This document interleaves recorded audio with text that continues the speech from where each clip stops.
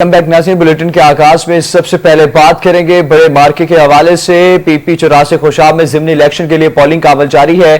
Polling का अमल शाम 5 बजे तक वोट कास्ट करने की सहूलत होगी, जबकि मुस्लिम लीग नून के मुअज्जम शेर और पाकिस्तान तहरीक इंसाफ के अली हसनैन में कांटे का मुकाबला मुतवक्के है। जबकि पंजाब असम्बली के हल्का 84 खुशाब में ज़िमनी इलेक्शन के दौरान 2880 पुलिस एहलकार और रेंजर्स के 600 जवान सिक्योरिटी पर मामूर हैं। हल्के में 229 पोलिंग स्टेशन कायम किए गए, जिनमें से 14 को हसास करार दिया गया। हल्के में कुल वोटर्स की तादाद 2,92,687 है।